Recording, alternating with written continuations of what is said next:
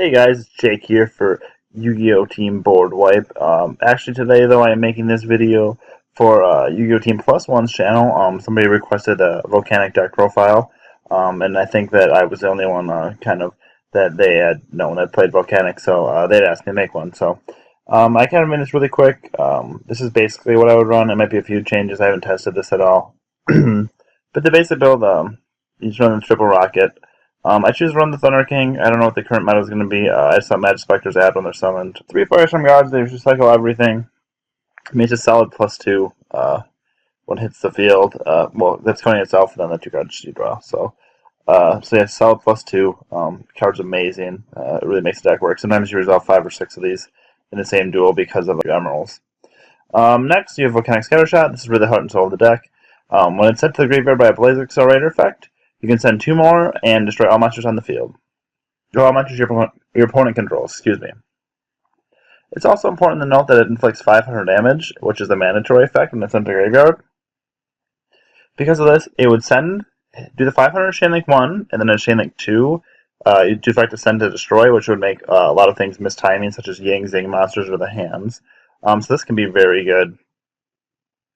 Next, Shell, it's really your plus engine. Once per turn, once in the graveyard, you can pay 500 life points, add another one to your hand. And you can just do this to the reload, and you send one, you add one, and then you can discard one on your opponent's turn. And then 3 planner, you play a lot of continuous traps, including your reload, which is really good. Honestly, actually, it's even better in grave. So you put this planner in.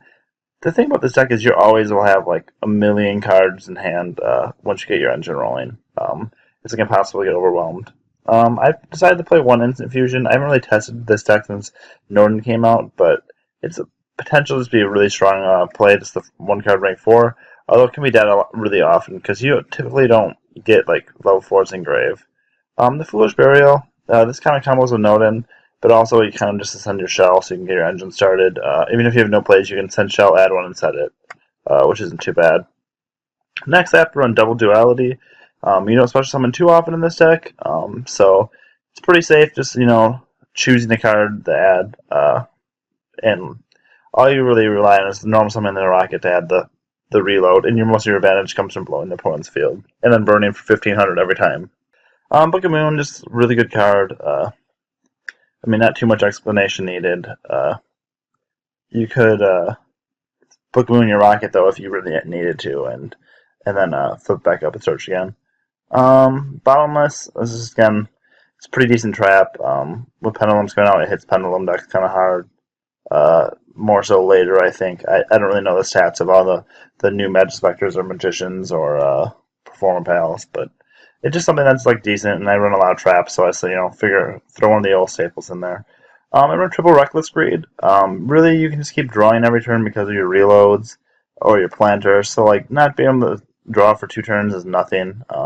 Typically, you can actually get to 2 of these really easily, at least, sometimes 3. Torrential Tribute, just really good trap.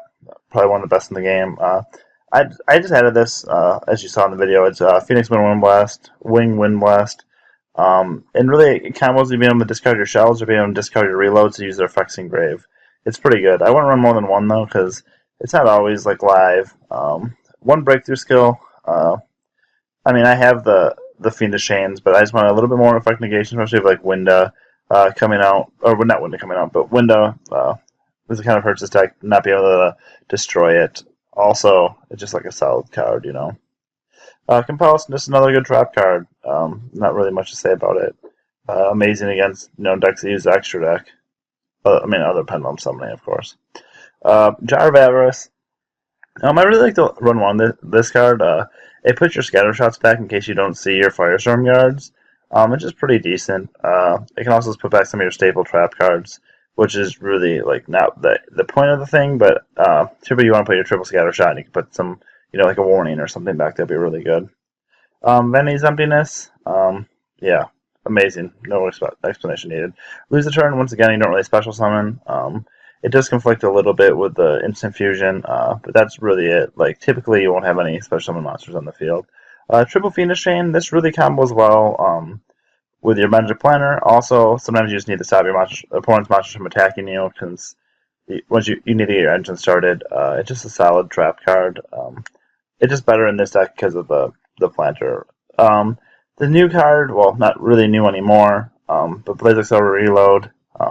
During either player's main phase, you can discard a Volcanic card to draw a card. And then, if it's in the graveyard, you can banish it to send a Volcanic from your deck to your grave, which would trigger the Scatter Shot. That's typically what you do. Once in a while, you can send Shell, but that's it. And then Warning, just, Denko kills this deck, but also just like Pendulum decks in general, it's just a good card. Going to extra deck, this extra deck wasn't like the most thought out ever, because you don't really use it. I ran the one node and they go the one instant fusion. I mean, you could potentially run multiple instant fusions of one node and two because you run Emerald, which is literally the only thing you ever make. I ran a diamond just to go with the Talmaeus, so not really much explanation. Crazy Box just because it's my favorite, and sometimes it could be relevant, I guess. The Regna Zero, just good card. 1-on-1 combos really well with the vanities, but other than that, just pretty good card. Like these are all Castal's general. There's the one card with instant fusions.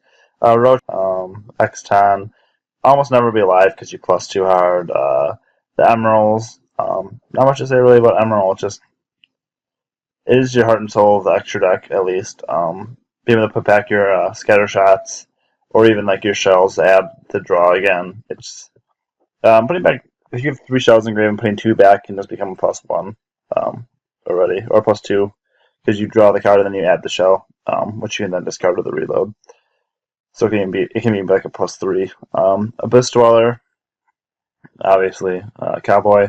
Really, what your win condition is a lot of time is you keep blowing your opponent's field and slowly whittling them down on life points 1,500 at a time until you can hit for damage. So sometimes this card can be relevant. Just being able to burn. Talmaeus, just to make the diamond. It's really good against certain decks. Diamond Crab King, just because of towers.